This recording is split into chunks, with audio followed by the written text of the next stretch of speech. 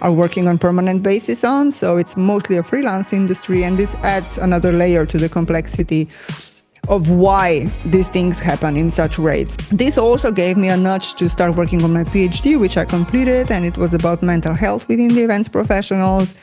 And the research actually confirmed that it's really bad. So the support is little to non-existent, getting better. I'm not going to complain because it is getting better. But at the time of the pandemic, it was pretty much nothing. It was really hard. So people could not get support and everybody was struggling. And once, as I said, once the industry restarted, we all went back to the field trying to work as much as possible because everybody was broke, more or less. Yeah, lost time. Obvious. And another thing actually happened, which maybe people don't even realize. The industry was actually shaken to the core by the fact that a lot of really good event professionals went and find themselves another job. Hi, everyone. Today, I have the privilege of talking to Nika Brunet, who also has another last name, which I tried very hard to be able to master, but I couldn't. So I'm just going to leave it as Nika Brunet. Nika is the founder of Calm Nest Spaces, which is a consultancy, and it's also a design firm. And then we'll figure out from Nika what it specializes in. She's also a podcaster like me, and her podcast is called Pink Nest Podcast. So thank you so much for joining me today, Nika. Thank you. It's lovely to be here. Thank you for having me. And it's interesting because I thought you were in Vienna still, and you're actually in Zanzibar. And I think with technology, it's so cool that we're able to communicate and be talking to people who are in such different parts of the world, and it just draws us so much closer. For that, I think I'm very grateful to technology and the way it's rapidly moving. So once again, thank you, Nika. I wanted to start off by asking you a question which I've been asked, or I keep getting asked all the time. Question is, where are you from? And how do you usually answer that? And then I can tell you very quickly how I answer it as well. I'm originally from the Balkans, so I'm originally European, but I do consider myself a citizen of the world. I really lived in a lot of places, and this continues to be up until today. Yeah. The world, as you've said, the world is actually big, but at the same time, so small. So small, absolutely. Yeah.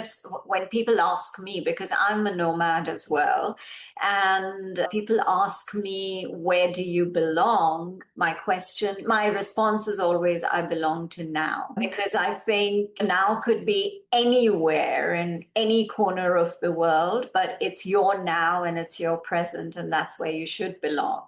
So that's normally my response.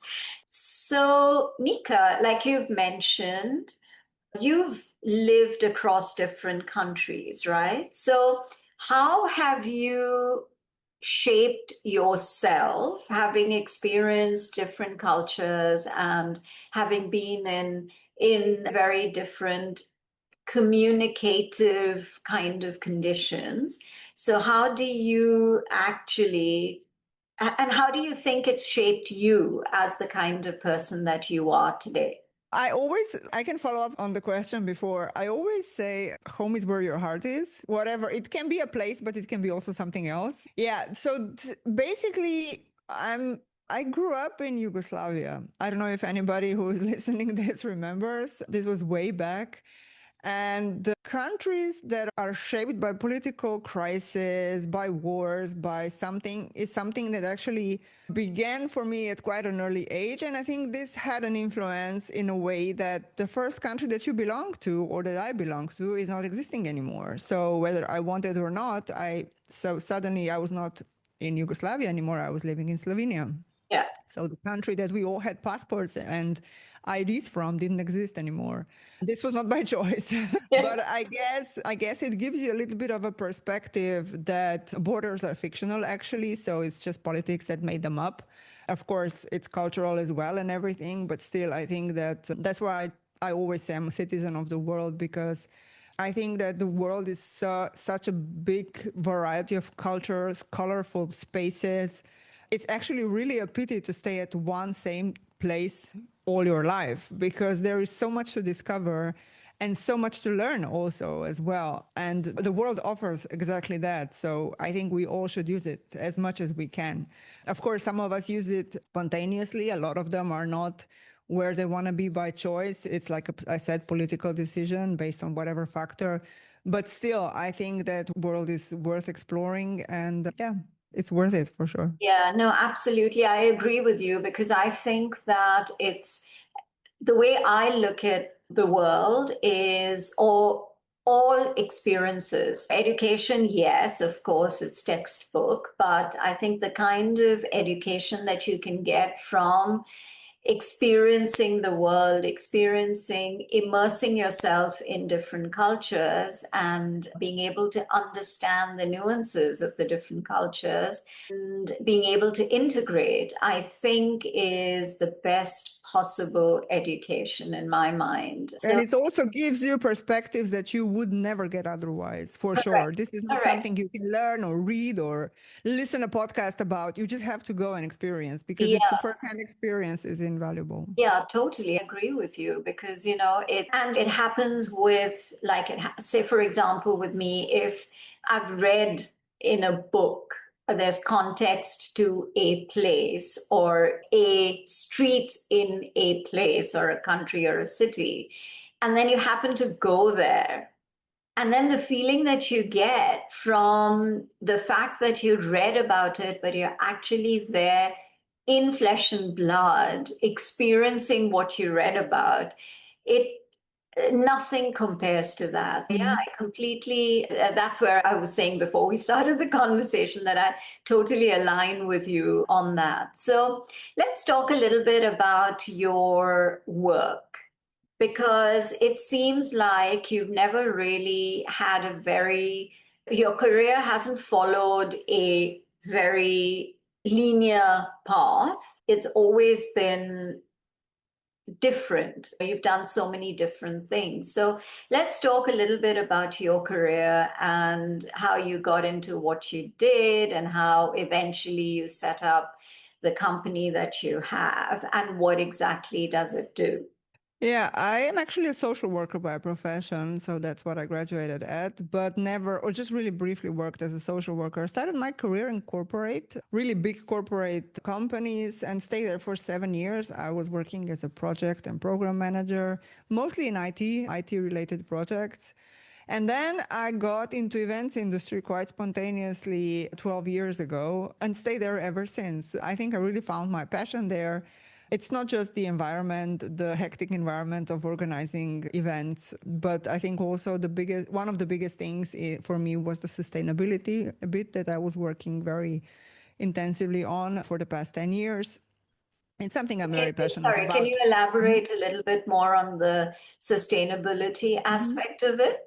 Yeah, so basically, I'm working still as a consultant trying to make events industry more sustainable in terms of ecological perspectives, so green energy, travel options, things like this, basically everything concerning the ecology bit. However, during COVID, I've had a bit of an epiphany and I started, probably everybody knows that, or at least those that are close to the events industry know that during one night, basically the whole industry went to a complete halt. So we could not work. We had no support or very little support from anybody, from the governments all around the world. Europe was very specific, particularly Slovenia, where I was at the time. It was very rigorous. It was very hard. And I started noticing a similar pattern all around the industry because of course, we stayed in touch with a lot of event professionals from all over the world too. And I started noticing actually how everything concerning mental health and well-being went completely sideways.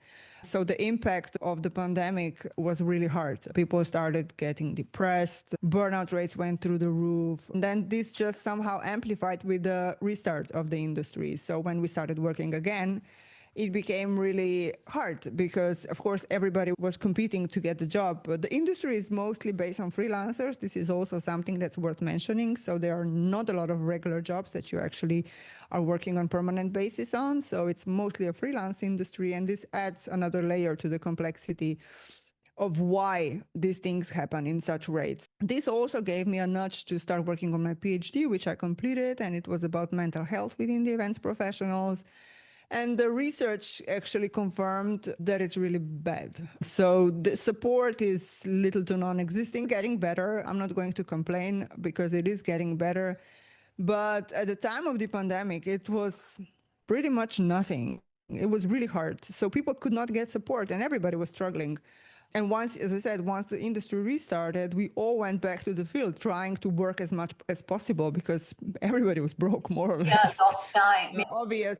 And another thing actually happened, which maybe people don't even realize. The industry was actually shaken to the core by the fact that a lot of really good event professionals went and find themselves another job, which is not in the events industry. So we lost a lot of good people.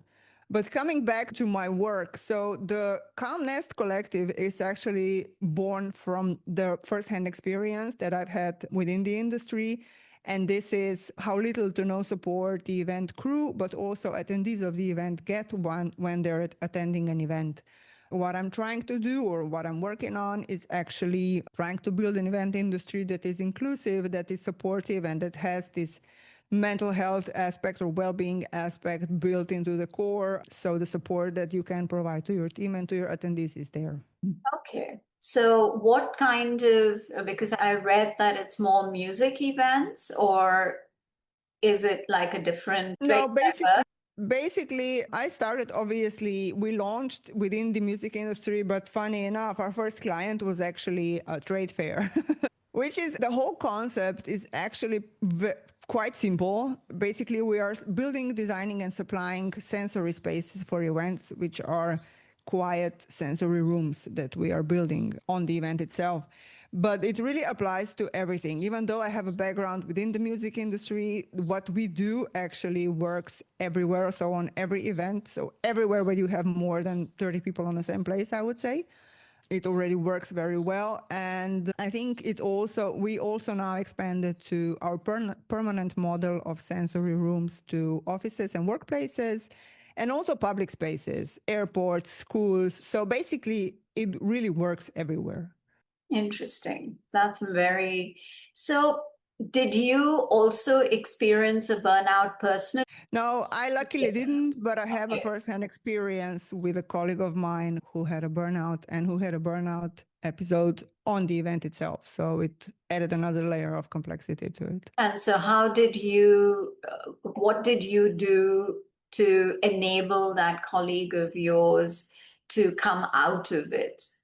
He actually went on full sick leave for a decent amount of time because it was not, he was a freelancer as well. We just happened to work on the same event, but it was really challenging for him. He was a young father as well at that time, and it was pretty bad. Managed to Yeah. So, return, how do you but actually define a burnout? this is a very complex thing and it belongs to a doctor actually. But Yeah. for me, for us, what it meant is he completely had a full body shut down on stage where he was working on. So he could not continue with the work.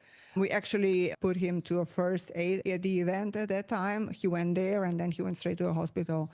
He was just unable to work, and the whole burnout is a very complex thing. And one thing that is actually worth mentioning is that it can show for one person completely different than to another.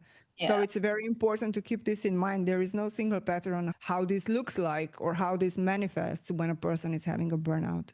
Of course, there are signs to it. People can actually Google or talk to a doctor about this, but still there is no single thing that you can say, okay, this is a diagnosis and you should follow this, I don't know, 5, 10 questions, and then you have a burnout. In general, it is very complex. And one of the things about burnout is that usually we see it or we notice we're having signs when it's already very late. So nobody's paying attention to it when it's early. because we usually say, okay, I can't sleep because I'm nervous, or okay, I don't know. We always find an excuse for why something is happening to us.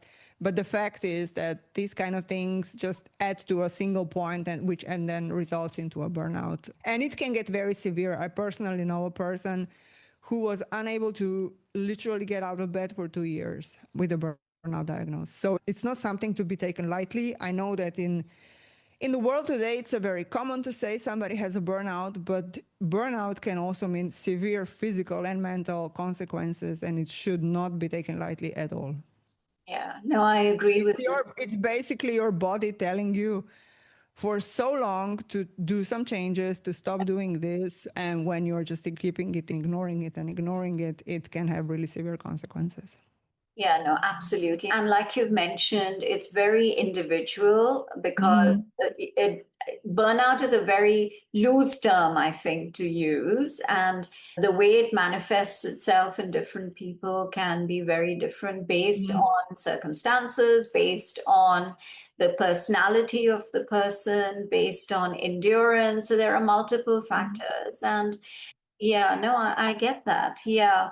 What I can also add is that Yeah. I know for a fact that if the festival we were working on would have these kind of spaces that we offer now at the event itself, and people would be able to retreat to this kind of space when they feel they're overwhelmed, when the sensory input is too high, when they feel that they just need a breather, I can guarantee you that this would not be happening, because this is something that's really missing. And it's this missing piece that it's just, yeah, it is missing. And I know that people say, yeah, when I need a minute, when I'm working in the office, I'm just going to go to a toilet and catch a breather. It's 21st century. I think we can do a little bit better than going to the toilet. It should be, the whole world should be set up differently. And the reason why things are like this, that they are, is that we now know that about 25% of population this is diagnosed bit of the population has some kind of sensory processing difficulty, and the world is just not built for everybody. That's just how it is. That's And we have to true. accept the fact that Yeah. significant changes are needed. And this programming, if you want to call it like this, starts already in school. Because what happens is you get 20, 25, 30 children in the same space. Everything is the same for everybody, but we well know we're not all the same. We're so different, and we just can't cater 30 kids with the same needs. Yeah. It doesn't exist. It just doesn't exist. Yeah. No, that's true. In your industry, do you think that have you been able to step in and make a difference within wherever you are within the event industry? Do you think there's been any progress? Is there a shift in people in far more awareness? And are you able to, because I think it's a mindset shift, right? And so you really need to be able to convince the industry or the different factors within the industry that this is a very important, because it's absolutely high strung and high stress, because it's the then and it's like literally happening now, and you have to ensure that it's smooth. You have to ensure there are no glitches because you're being paid to do it. And the deliverables are so important. And there's such a crunch for time and everything. So, do you think that there is now is this something that's going to become very legitimized? My experience is quite similar to the sustainability, and I'm going to explain why. When I started 12, 10, 11 years ago with sustainability in events, everybody was calling us crazy. So nobody had sustainability on the agenda. People were wondering, is something that, why would somebody pay to do this? It's crazy. Nobody's going to come at your festival. So these were all the comments that I've heard. 10 years forward, you can't do a festival if you're not sustainable. It's just not happening. Every legislation has this now included on European level, UK, US, I mean, wherever you go, Middle East, this is part of the story. In some countries more, in some countries less, but the point is it is there. 10 years ago, it was not. So I'm having a deja vu moment now with this, because so the progress in the past 2 years is there. It's not significant, but it is there. So what happened now is, I think that with some changes, what happened now is people started talking about the struggles more openly. So there has been a change in communication in a way that mental health issues, well-being issues, but not just issues. I think also accommodation requests have become more public and people are more open about this. And I always say, if you have a toothache or if you've broken your leg, you just go to your boss and you say, look, I have a toothache, I'm going to go to a doctor. If you have a mental health issue, you're not going to go to your boss and say, look, I'm having, I don't know what, and I need to go to a doctor. We still have this tendency of hiding these things for all the understandable reasons, but still, I think somewhere in the near future, this cut will have to happen on a significant level because it is just no different. And we should be taking this into consideration. In the industry itself that I'm working on mostly, but I think in the whole industry in general. I think that, as I said, there is a change. It's slow, but it would not be fair for me to say that there has been no progress. The progress has been made. I'm also very vocal about this on social media, on LinkedIn in particular, trying to raise awareness, trying to hold a space. My podcast is actually coming from Calmnest, and it's actually just a space for people to share their life stories, basically, Yeah. and the struggles that they've encountered. Because I figured out very soon that people just don't have the space to do. They would love to share. And the biggest thing is that we all relate to the stories. I can guarantee you that if somebody's listening to the podcast episode where somebody's talking about burnout, people are going to say, "Oh my gosh, I had this too." Exactly. and Yeah. it's just that people are actually trying to get into this space, but they just don't have the opportunity to do so. I think that also with my speaking engagement, my mentoring, and everything else that I do around it, I think that raising awareness for sure is happening. And with the Calm Nest, what we do is actually we're doing physical things. So we're trying to amplify this as well on a physical level.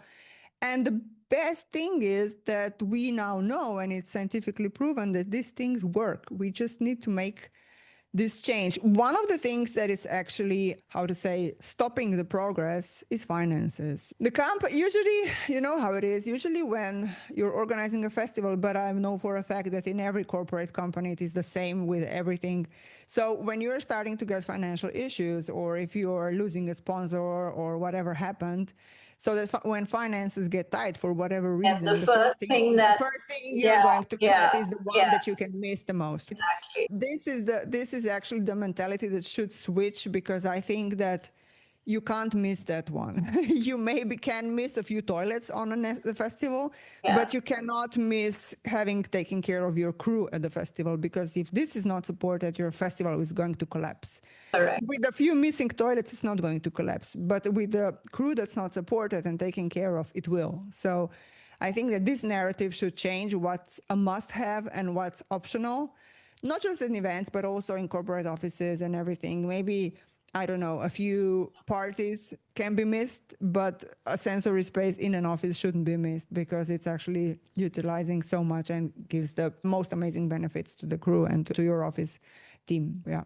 Yeah, no, absolutely. I completely agree with you. And I think, your podcast and my podcast also is a way of spreading awareness, and is a way of, because there are, like you mentioned, there are so many personal stories that are shared because there is a platform that is made available, and we encourage people to talk. And if it's able to create an impact and make a difference to even one person's life, I think it's a sense of fulfillment, right? And a voice is heard. So, what's important is to be able to continue to do what we're doing in whatever platform is available to us, to be able to share and spread the word and create that impact. So I completely hope, and I'm pretty certain that whoever eventually will watch or listen to this episode, there will be at least one person there who would get encouraged by what they've just heard. So thank you for sharing that, Nika. Okay. One last thing before I get you to go is, what does home mean to you today? To me, as I said, home for me is where your heart is, or my heart is. And it's a place where I think you can really be yourself and just enjoy without any feeling safety as well. So feeling safe and feeling really yourself. So it's a place that you come back to and just everything falls into place and you feel completely yourself. That's what I mean. And this again will probably mean different for each person, but for me it's a feeling of safety and a feeling of, yeah, just complete myself.